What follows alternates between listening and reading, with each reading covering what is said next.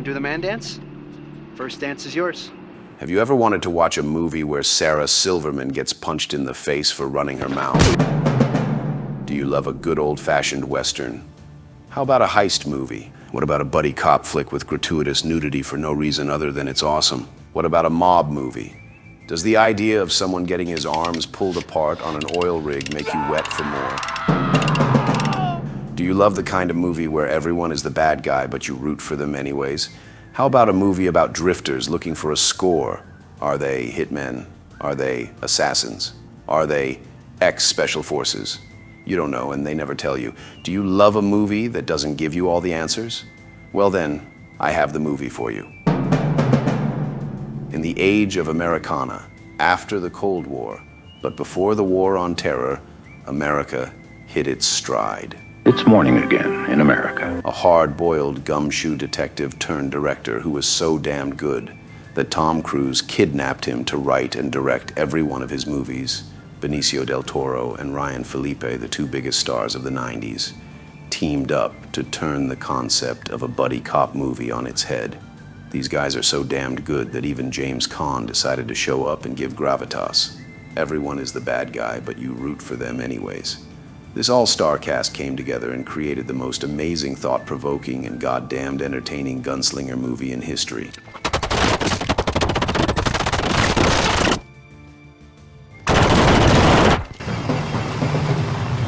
It's edge-of-your-seat, non-stop action, witty banter, and induced pregnancies.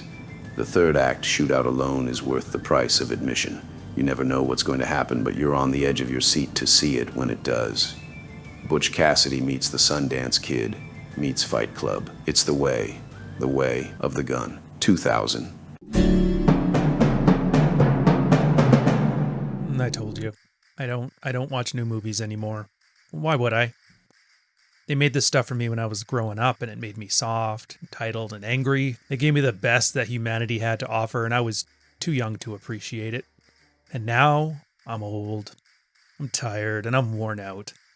If I have to watch another lightsaber battle between Susan from HR and an H-1B visa holder, I think I'm gonna shit a donkey. So, you may have watched The Usual Suspects in the 90s, and that movie was damn good. Did you know that director made a movie that was even better? That's The Way of the Gun.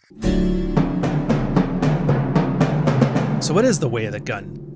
It is a movie that transcends... I thought the mashup genres were over in the late 80s, where you'd have an action movie and a horror movie called Predator, where you'd have an action movie and a sci-fi movie and a horror movie called The Terminator, where you'd have a science fiction western called RoboCop, but now, they still had some gas in the tank. They made a mob movie, mixed with a buddy cop movie, mixed with a western, mixed with a Gen X aimless movie of angst.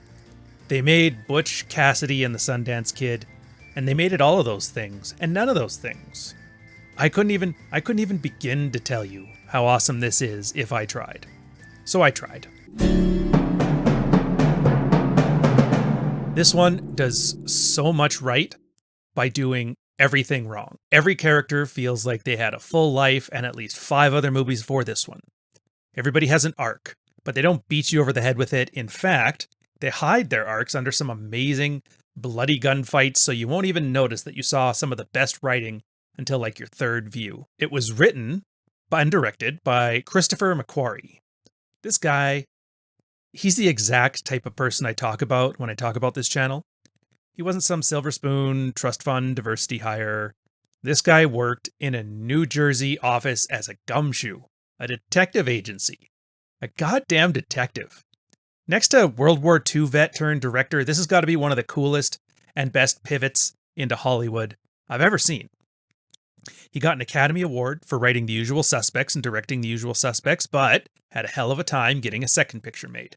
He and Benicio del Toro worked their asses off to get this one produced. It cost $8.5 million and made $13.1 million at the box office. It was a critical and box office flop. As he put it, I'm very proud of this film. Is the film flawed? Is it uneven? Certainly, but it's sincere. But it's not. It's like peat in scotch. It tastes like ash when you first drink it, but after a while, it's the only thing you like. American audiences in the late 90s and early 2000s, they wanted cheery, they wanted optimistic, they wanted feel-good stories. I mean, nobody in this story was relatable. Nobody was the good guy. Everybody did some of the worst things imaginable.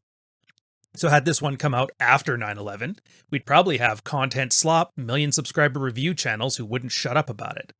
Luckily, we've been through the war, we hit the 2008 crisis, and a gritty, villainous, visceral film is just what we're in the mood for. So normally I'd tell you how I hate reviews on YouTube. Communist BS telling you about diversity and victims and all that other bullshit. I can't do that this time. The strength and the weakness of this film is that it was a commercial failure, so nobody seems to want to talk about it. In fact, looking for reviews, the only ones I could see are from like passionate guys sitting in their den with their amateur recordings and the crappy audio, people who don't love this film for the fame or for the content. They love it because they're aficionados. They love it for the love of the game. And I would argue they let this movie down. This movie deserved better. This movie deserved a studio quality audio setup. This movie deserved a scripted review that hits just as hard as the movie does. This ends today. So what is the theme of The Way of the Gun? It's a movie that asks one single question. Can you watch and follow a story and follow characters who don't go out of their way to ingratiate themselves to you? Characters who aren't sympathetic. Can you truly root for the bad guys to win? And that's what I love about this movie. The director specifically made it to piss off the studio. The first thing he did was write every taboo, everything a studio executive would refuse to accept as a protagonist, and he put it all in there. It breaks all of the rules, just like the protagonists. Can you make a story that is all anti-story? Do you want to know the theme? Fuck you, buckle in. That's the theme. Now, every character, they're so rich in here. They all deserve their own thing. So I have to summarize and keep this on point. Ryan Philippe and Benicio del Toro play Mr. Parker and Mr. Longbottom. They aren't the characters' real names. They're actually the real-life names of Butch Cassidy and the Sundance Kid, which already tells you more than you need to know. Two down, on their luck, drifters head to a sperm clinic to make some cash. By pure happenstance, they run into a surrogate mother with bodyguards, aka money. They have a simple arc. They want and they need. They want money, they're one big score. What do they need? They need to have a purpose. They need to have a reason to live. They're a tragic arc. Can't you people see there are guns here? Get the fuck out! They were from abused foster homes. They used to be the bagmen for mafia or somebody. They never really tell you. They're ruthless, they're professional, they're competent, but they're left behind in a world that wants sociopaths in suits, tactical assassins, but you can't count them out. Parker has a moment of reflection, where they want to leave behind the crime and let Robin go. Robin ends up almost killing Parker, and then he comes to his senses. And that was the turning point, where they were essentially the tragic flaw. Now they have zero redeeming qualities about them, yet you still want to see him win. Even the villains, like Sarno, has a coffee with them, goes out of his way not to kill them. They shake hands and they walk away. At the end, when the guys get shot, Sarno doesn't finish them off. It's just business. Winners and losers, no hard feelings. They would have been a great team in another life. They are the villains who have the chance to be a hero in their own story. They have a constant battering between success and failure until, finally at the end, their wants become their undoing. Had they left the money, they'd be alive, but what kind of life would that be? So in the end, their need was to be a somebody, to do something, to succeed, to matter. And they tell you this in the little monologue at the very end of the movie. And tragically, they don't. Juliette Lewis and Dylan Kussman is Robin and Dr. Painter. Robin is a surrogate mother for this guy, Chittick. The doctor is Chittick's personal doctor who handles all of his medical stuff discreetly. Robin is having second thoughts about the pregnancy. She doesn't want to give up her child. She wants the baby, but she doesn't know what she needs. She's a damsel in distress. She needs a white knight to save her. And in a subversion of expectations, the dragon ends up being the White Knight, which is funny. Dr. Painter turns out to have a past. After Cleveland, he can't practice medicine anymore. This is his only chance to do his job. He wants to be a doctor, but resents that by doing it, he's forced to work for evil men. You don't find out what he needs until later. Just like every other character in this, it turns out he needs to step up and be a father. It sounds confusing, and until the third act it is, but you'll find all of these people are intertwined and connected, and their character arcs weave in a wonderful way. And his arc just ends with us not knowing if he has a happy one or not. And there's a reason for that. Taye Diggs and Nicky Katt are Jeffers and Obex. The two bodyguards are the antagonist mirror images of Parker and Longbach. The best way to describe their differences are in a scene where Sarno and Longbach are grabbing a coffee at the border. They talk about how they're old school criminals and this new breed of tactical criminals are just embarrassing, sociopathic, like they take all the joy out of it. You know, you're getting old. That's Jeffers and Obex. They're cold, they're clinical, they're driven. They are skilled, but they don't have the same oomph that the old school guys have. They're not survivors. They are cocky, and that's their tragic character arc. They want to protect Robin, but they fail. So their wants then shift. They want the money for themselves. The best movie antagonists are protagonists with their own motive. And that's what these guys are to a T. But what do they need, though? Well, they need to know how to survive. They all have the equipment and the skills and the psychopathy to pull it off, but they lack that know-how. And James Caan tells them that early on. The only thing you can assume about an old man is he's a survivor. And the day they ignored that is their tragic flaw. And while they don't get what they want, they lose Robin, they lose her twice, and then even die tragically by not getting what they need. Scott Wilson and Kirsten Lehman are Francesca and Chittick.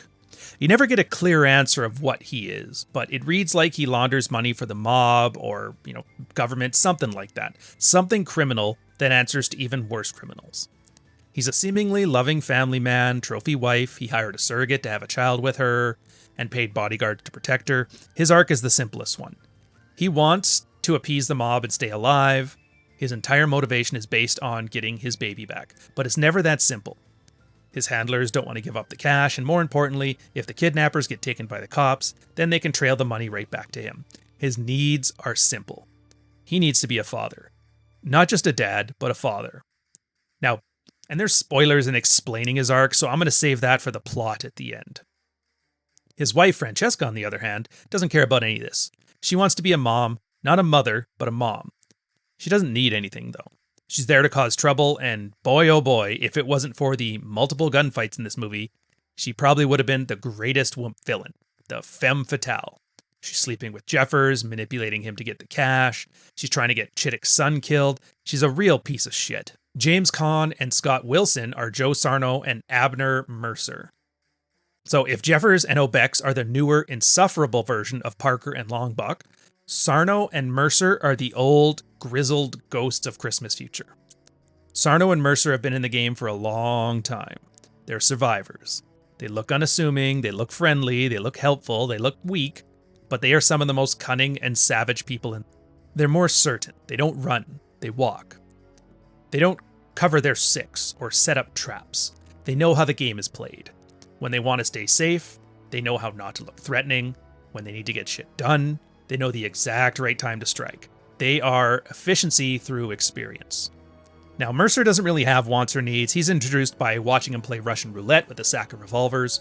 He joins the mission because he's got nothing better to do. He's got no need. He's aimless. He's never known anything else. In a way, he's if Parker and them keep living that life without, being a somebody, without being known. That would be what happens if they stay alive throughout this thing. Anyways, you get the feeling that he lost his family earlier, either that or they abandoned him or were murdered. You never really find out. He's got nothing to live for, but when he and Sarno have worked together for decades, here he is, a loyal dog.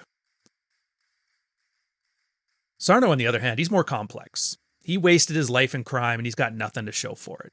He has a daughter and a plan to retire, and he wants to retire, but what he needs is to be a father to his child. And that doesn't make sense. In fact, most of the people's character arcs are hidden until the third act of the movie. You just see a grizzled man doing some cunning shit. But at the end, you realize this is his attempt at a redemption arc. And while Parker and Longbach are the good guys, while Jeffers and Obex are the new generation coming to take over, these guys are all just in the way. And in the end, this is all you know. James Caan is probably the only guy that comes out of this with a potential for a happy ending. He reunites with his daughter. He might get his retirement. He has to make a decision, though, but that's depending. You'll see later. Most importantly, though, he walks away from all this. And the only thing you can say about this old man is that he's a survivor. Until that day, then. Until that day.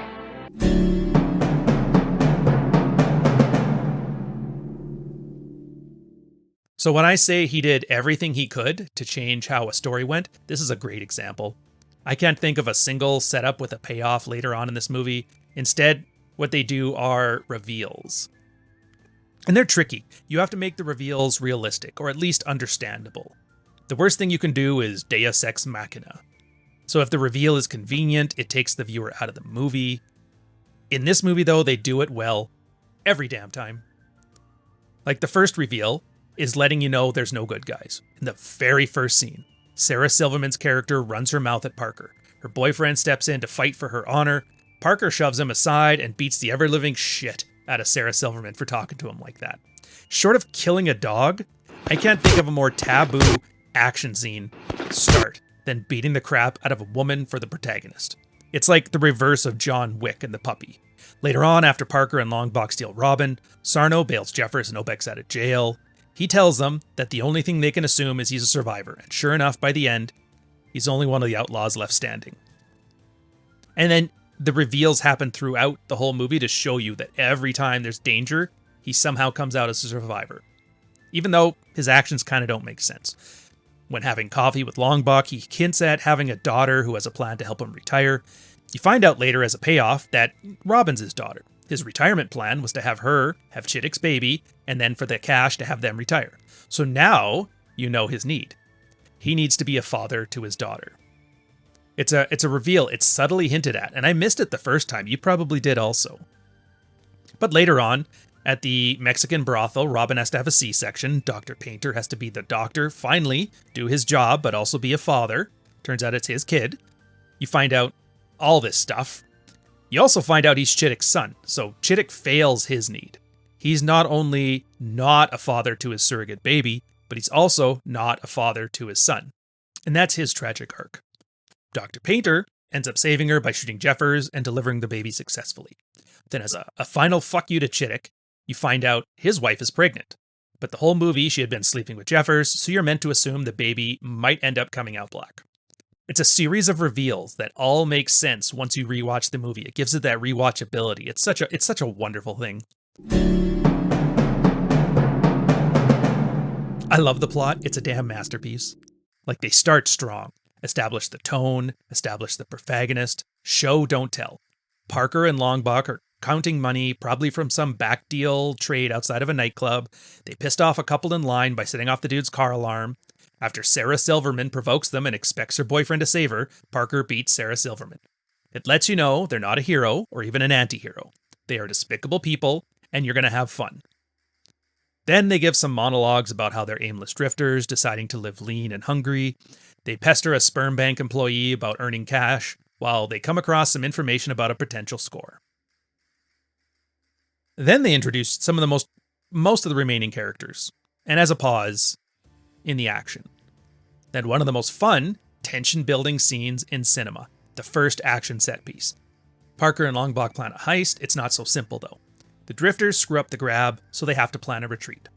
The bodyguards screw up the retreat by trusting the girl who attempts to escape and getting into a shootout. The girl screws up the escape by running right into Parker and getting kidnapped after all. Everybody is professional, everybody is proficient, everybody's an expert, everybody is immoral, everybody is ruthless, and everybody screwed up. The alleyway scene, it deserves its own video just to explain it. Parker, he ends up not killing the bodyguards here, even though he killed the ones in the shootout because, again, it's not necessary. It's just business. They're not here to be killers. They're here to solve problems.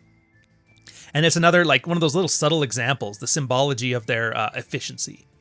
A lot goes on, and you really have to pay attention or you're going to miss it. So Parker and Longbach track down the doctor, and they use him to relay their demands to Chittick, the money. Chittick is told that his handlers will not risk the payout, so he brings in Sarno to bail out Jeffers and Obex, who got arrested after the shootout, and have his partner Mercer trail the drifters.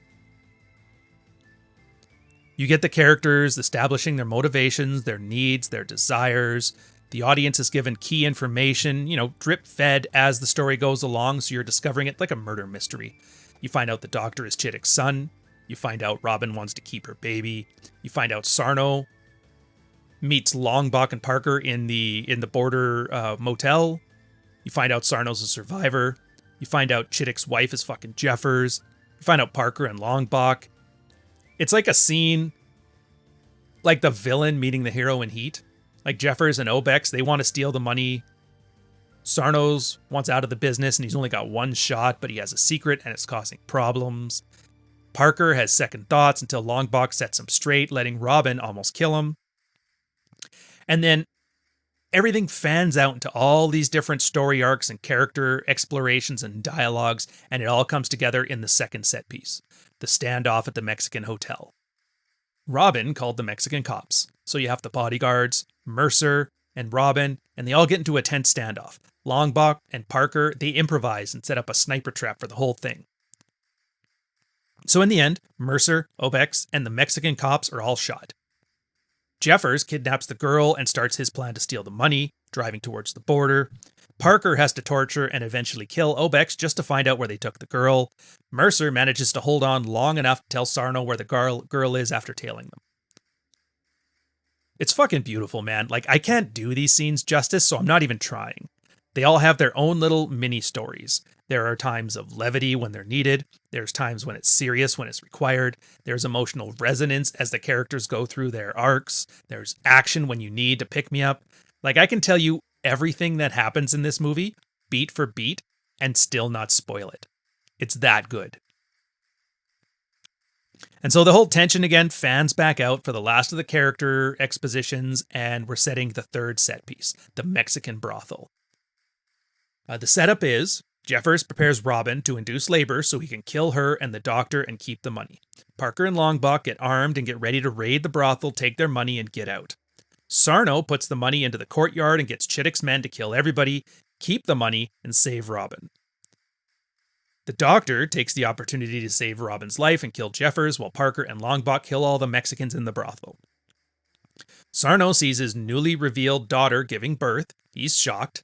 The doc steps up and finishes his character arc, becoming a father to the child, and Sarno has to turn off his love for his family and his empathy, and he has to get ready for war.